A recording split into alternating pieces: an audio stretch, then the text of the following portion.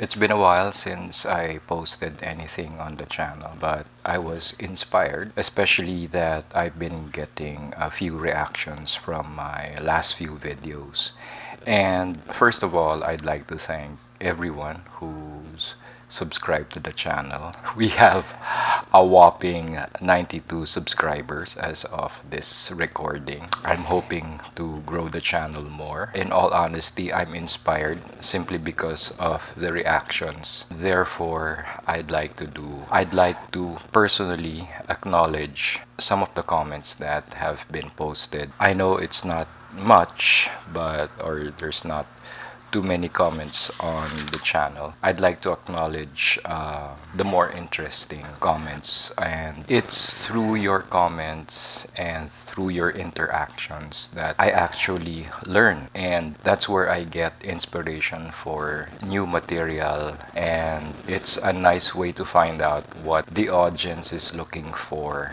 And I believe my channel is supposed to be educational, and it's a sharing of ideas and information, and therefore I'd like to be able to help out anyone out there, whether a seasoned pro or a beginning photographer, through his journey, taking the best possible photographs or even videos. So I'd like to start off with an interesting comment, and this was in my episode 15, The Trouble with Film, where I discussed the obvious disadvantages of film in today's world. Now, first of all, let me remind everyone that I've shot film since 1976, and that's a really long while. I've handled most everything from color negatives, color transparency, and black and white, and I've been able to process, I've had a chance to process at least D76 and E6 film. I've Color film is a little more difficult. You had to use the machines for that, but I've manually processed transparencies and black and white film and printed my own black and white images in the past. So where I'm coming from is from a professional perspective, and I believe I was talking about the disadvantages of film in today's digital world, or in today's professional applications. And the most interesting comment I got was, "What makes no sense is your video. Most who use film use it after digital, and they do understand why they need and love film. Film is about dynamic range up to 23 stops by measurement of DxO. Natural response, colors, different frames like 24 by 36, blah blah blah blah. And amazing cameras with simple controls. It's just not for me." It's just not for you, the commenter says, and this is from Superka. First of all, we never called it dynamic range back in the days of film. We called it reciprocity. So the fact that you use the term dynamic range practically says that you're a new photographer. And take note that I've been using film before I went digital, and you were saying that you used film after digital. And this only tells me that you're using film not on a professional capacity. So yeah, it's interesting, and he thinks that my video makes no sense. So, although this comment doesn't make any sense to me, I still appreciate the fact that Superka took the time to comment. Thanks, man, for posting a comment on the video. Again, I'd like to emphasize that I was talking about film on a professional capacity. Like where I am, there are no film laboratories, or there are very few, and they can get to be expensive. For one, the market isn't looking for film prints or negatives or transparencies anymore. So, from a professional's perspective, it makes no sense to shoot film. From a business standpoint, you're not going to make a profit from shooting film. It's good for passion projects, but as a professional, is what I was trying to say, it's a losing proposition. So, there you go.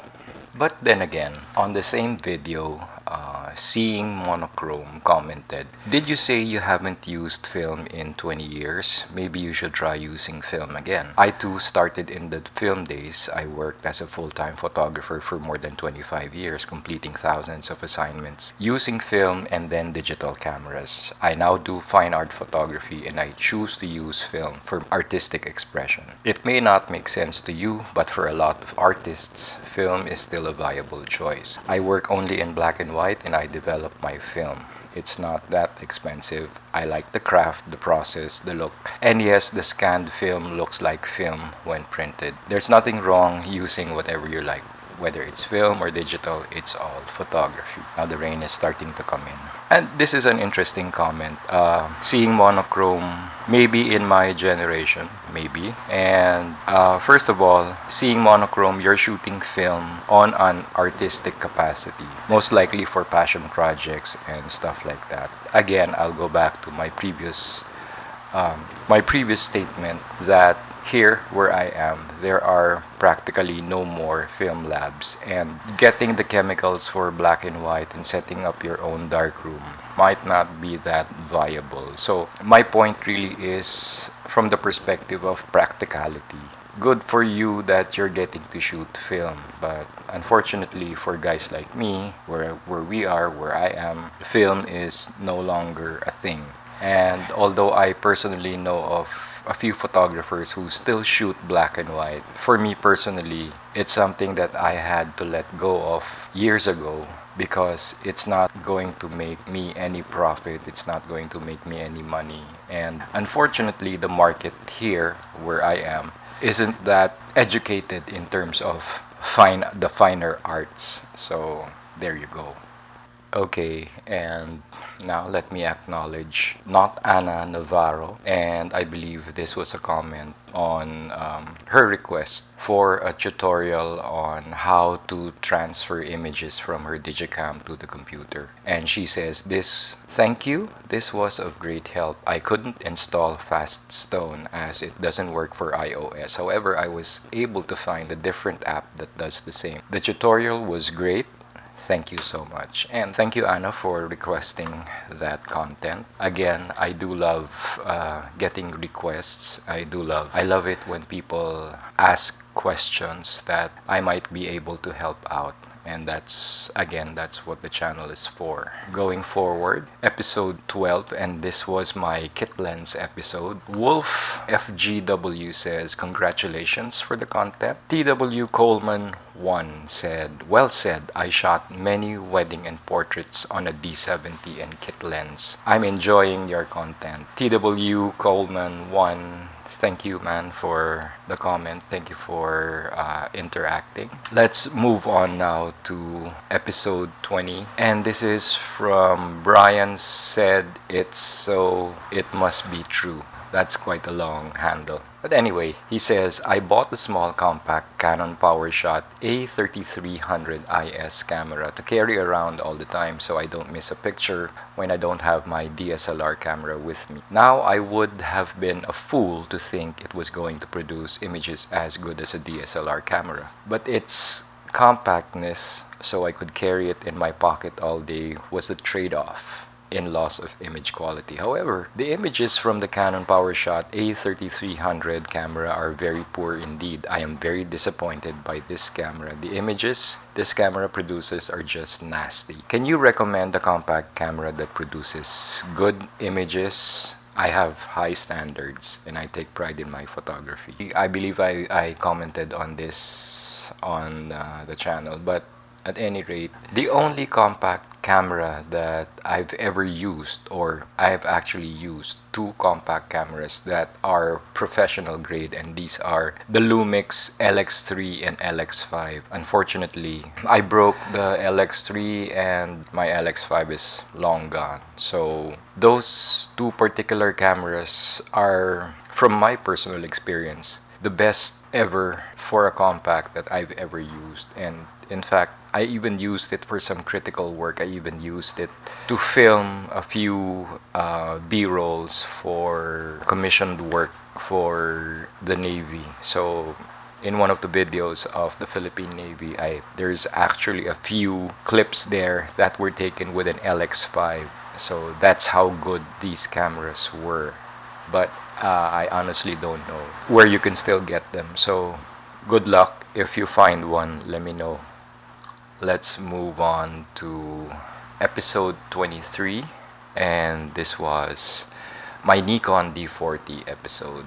And in that, I talked about the D40 from a perspective of fun. Honestly, it's a really fun camera. I love using it and I love everything about it. Again, Brian said, my only three cameras that I have and use regularly are the following: the Nikon D40. I take this out when I want to take some fun snapshots. I really love using this simple camera. The Nikon D3000, the Nikon D90. Despite being 17 years old, the Nikon D90 still takes superb pictures that hold up in 2025. Thank you for this video. Long live Nikon. Yeah, I have to agree, although I don't have any experience with the D3000, but I had a chance to shoot the D90 professionally years ago when it first came out, and I honestly am not impressed with the D90. But then again, to each his own. I still prefer the D40 over the D90. And one of the reasons why I'm so disappointed with the D90 was that I was using it for video. Given that the Nikon D90 was actually one of the first, if not the first, DSLR with video capability. And so this was even before Canon came out with the 5D Mark II. But unfortunately, at the time, I think Nikon did not have the technology to make video work. And so the rain is coming in. I might have to wait until it gets a little quieter.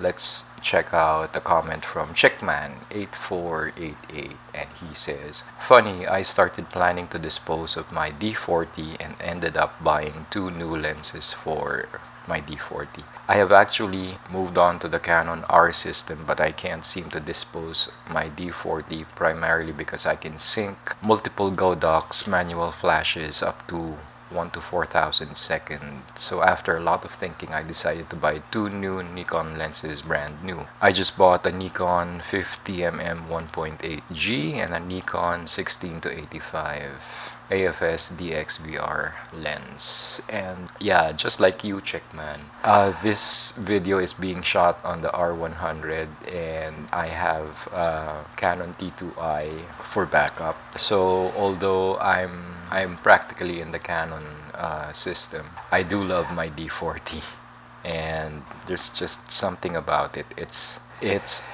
what I would call my passion camera when I really want to get the feel of old school photography. And I do have a 50mm 1.8 AFS or AIS, I forget, but I have an old school 50mm AF lens on it. So yeah, it's a beautiful, fun camera to play with. And let's check out Gen X in the wild, and he says, my father bought me a D40 in 2008 as a birthday present. I almost never used it because I had those super compact cameras. I sold it years later, however, I regretted it. Anyways, now I have 3, all with the original box in very good condition. I am very happy that I purchased the D40 back. And Gen X, good for you that you have 3. Good for you that you got it back, or you got back a D40. Moving forward, still on the D40, Mark Miador says, the D40 as my first digital camera. I took some amazing photos with it. 4 megapixels is plenty if you don't plan to blow up your photos to the size of a billboard. And yes, I have to agree, 4 megapixels is plenty. I remember the old EOS 1 digital cameras having only 4 megapixels, and at the time that it came out, we were going, wow! Yeah, so I don't think the D40 is something you would use for a billboard shot. But anyway, Ericsson-LP7JD says, the red, the blue, the color from D40 is so clean and pure. It is an enjoyable camera to play with. Eric, yeah, I agree. And EDC5338 says, I love this camera and my D200. Nice video. Thank you guys for enjoying the video. Let's move on. Still on the D40. Patrick Ligot 5100 says, one of the best cameras I use. I use a Nikon 28 2.8D with it. Like all cameras, it has a focus confirmation dot, so manual focusing will be a breeze. It has the fastest flash sync speed ever made. And yeah, 2 points. Manual focus confirmation. This was an old technology taken from the very first few Nikon cameras, including the F501 and the Nikon F4S. There was a dot that glowed when your focus was confirmed. However, I noticed when using a manual style lens on the D40 that the shutter won't click if that focus confirmation is not lit. So that's just one of the few issues. But as to the flash sync speed, I've already tested this, and although it syncs at higher speeds, I actually have the camera set on second curtain, which means I usually shoot the camera flash synchronized to speeds below 1/30th of a second. So, well, that's just me. And moving forward, Amir Babfish says, I'm keeping my D60 and D80. They're indeed very fun. And yeah, good on you, Amir Babfish, if you have a D60 and D80. Still on the D40, we have Casual Inventor, and he says, one good reason to keep the autofocus beep turned on is that it tells you when the camera thinks it has found focus and not hunting for it anymore. This is especially handy in rainy conditions or low light. Both of these situations can make it tricky to judge focus with the viewfinder, and to be honest, my eyesight isn't great anymore. I think it's a bit harsh to say that people that use the beep are stupid. Thanks for the content. And Casual Inventor, I do apologize if I said that. It was not meant to be that way. I meant that training your ears to focus is a stupid idea.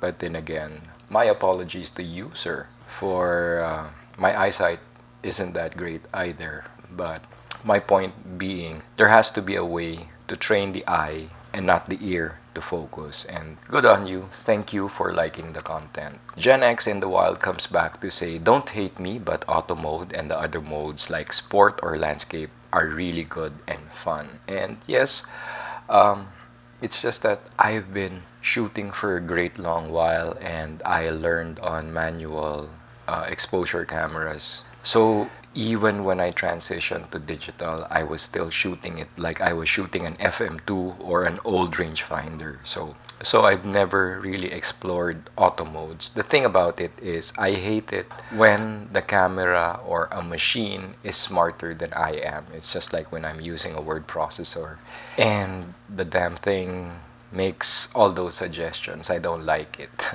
I just don't like it.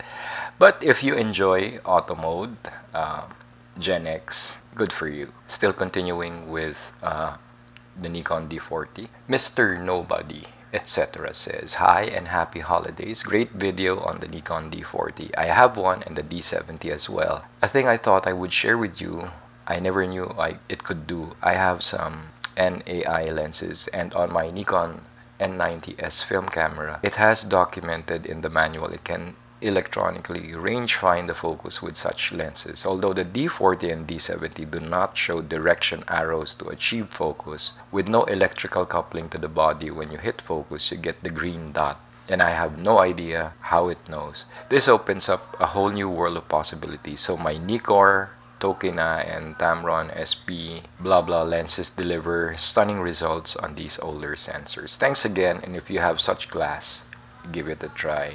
Thank you, Mr. Nobody, for the information. From what I know from the old autofocus technology is that some manual Nikkor AI lenses focused with the Nikon F4S professional grade film camera back in the day by way of gathering light through the TTL sensor and that's maybe how you get the focus confirmation. These cameras technically were designed,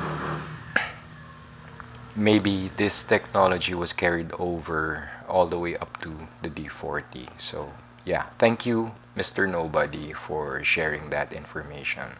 Refaya Turner, and he says, thank you for this video, very nicely done. I am using the same camera ever since 2011 and the Nikon 1J5 for my street photography, and I'm not about to buy another camera. Just like you said, the fun factor. Thank you, Refaya, and I agree with you 100%. And Wooly G7269 says, no single pin flash inhibitor, so put flash on camera, switch on flash, switch camera on, use any shutter speed.